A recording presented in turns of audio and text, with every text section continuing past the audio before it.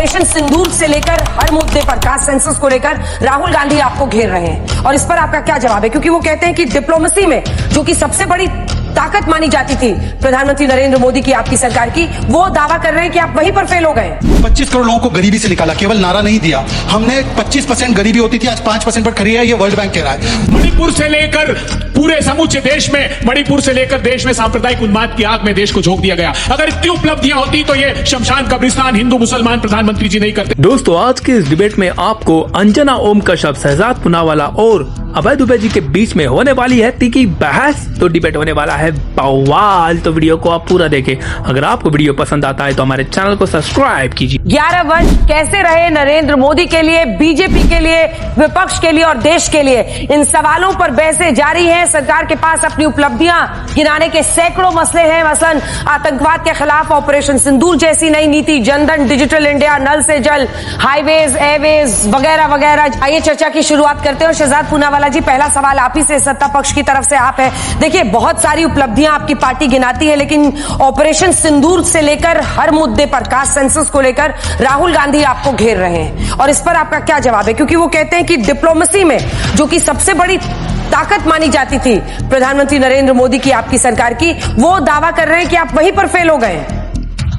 सबसे पहले तो अंजना जी, क्योंकि हम लोग एक राष्ट्रीय शोक के माहौल में आज भी है, तो सबसे पहले केवल ये कोई निजी एयरलाइन का बोइंग विमान नहीं गिरा है, केवल 250-300 परिवार प्रभावित नहीं हुए हैं, 150 करोड़ लोगों पर आसमान टूटा है। मैं अपनी पूरी श्रद्धांजलि और संवेदनाएं उनके प्रति प्रकट करता हूं। अब आते हैं आपके सवाल पर। देखिए, हमारे 11 साल के कामों का हमने हर वर्ष रिपोर्ट कार्ड दिया है और मैं कहूं, उसको समाप्त करूं तो एक नया नॉर्मल सुशासन, सेवा और जन कल्याण में हमने किया है। और इसको अगर समाप्त करना है तो राम और गीता में समाप्त होता है। अब राम और गीता का नाम सुनकर हो सकता है कुछ लोगों के कान फूकें, पर राम और गीता का मतलब है आर से राष्ट्रीय सुरक्षा। 26/11 के बाद मोस्ट फेवर्ड नेशन स्टेटस देते थे, आज मुंह तोड़ जवाब स्टेटस देते हैं। ऑपरेशन सिंदूर हो, सर्जिकल स्ट्राइक हो, बालाकोट एयर स्ट्राइक हो, अब हम लोग देखते नहीं है आतंकवादी हमला होता है, हम जवाब देते हैं। नक्सली हमले भी जो है और नक्सली प्रभावित जिले भी 150 से घटकर 18 हो चुके हैं। फिर ए से अर्थव्यवस्था। अर्थशास्त्री के समय पर 11वें स्थान पर हमारी अर्थव्यवस्था थी, फ्रेजाइल 5 में थी, आज फास्टेस्ट 5 में आए। इन्फ्लेशन 10-12% हुआ करता था, वो 5 और 4% पे आ गया। आप बोलोगे इन्फ्लेशन का आंकड़ा क्या बताते हो, कुछ रियल बताइए। तो जो 300 रुपया प्रति जीबी डेटा आता था, आज वो 10 रुपए का हो चुका है। जन औषधि केंद्र में 70 से 80% के डिस्काउंट पर दवाइयां मिलती है।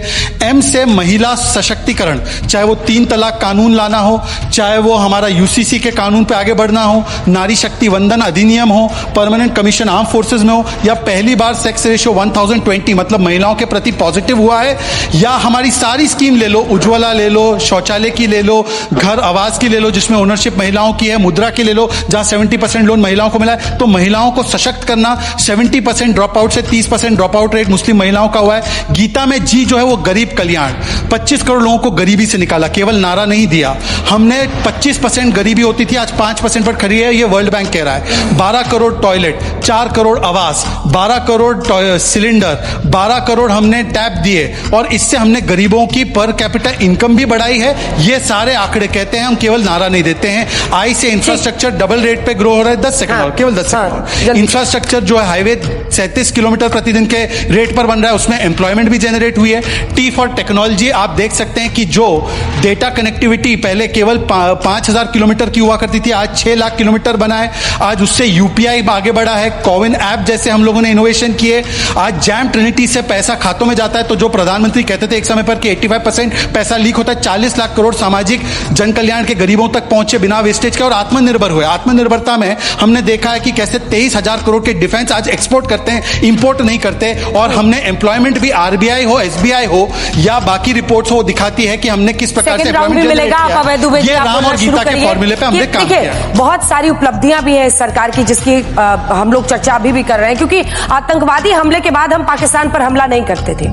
डीबीटी, डायरेक्ट बेनिफिट ट्रांसफर, और ये सच्चाई है कि राजीव जी ने कहा था कि पैसा जो हम बेचते हैं वो पहुंचता नहीं है 90 पैसा 1 रुपए में।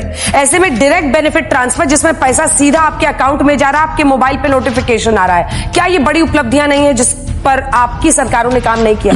अंजना जी, इस बात से मैं भारतीय जनता पार्टी के प्रवक्ता से सहमत हूं कि हम सब लोग इस बात से व्यथित हैं जो विमान हादसा अहमदाबाद में हुआ, मगर हमारे गृह मंत्री जी का ये बयान भी मैं उसको उचित नहीं ठहराऊंगा, या यूं कहूं कि गैर जिम्मेदाराना है कि वो कहते हैं कि ऐसे एक्सीडेंट रोक के नहीं जा सकते।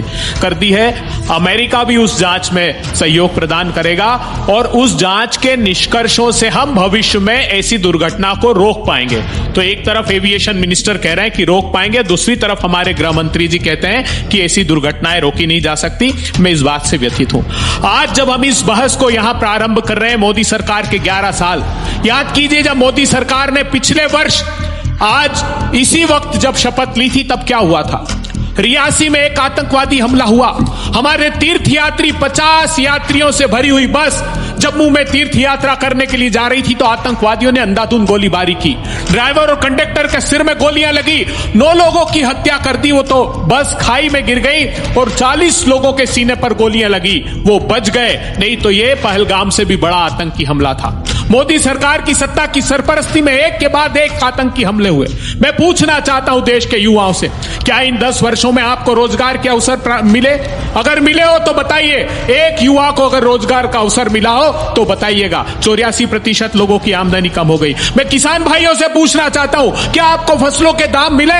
फसलों के दाम मांगने पर लखीमपुर खीरी में आपको बस से रौंद कर मार डाला गया। एक एनआरआई शरद मराठे के कहने पर 3 कृषि के क्रूर काले कानून लाए आपकी आमदनी छीनने के लिए। जब किसान भाई दिल्ली के दरवाजे पर आए तो पहले तो करनाल से लेकर दिल्ली तक उनका सर लहूलुहान कर दिया। 700 किसानों ने अपनी आत्महत्या की, शहादत किसानों की हुई, लेकिन प्रधानमंत्री जी का दिल नहीं पसीजा। मैं पूछना चाहता हूं, क्या बेटियों के साथ न्याय हुआ?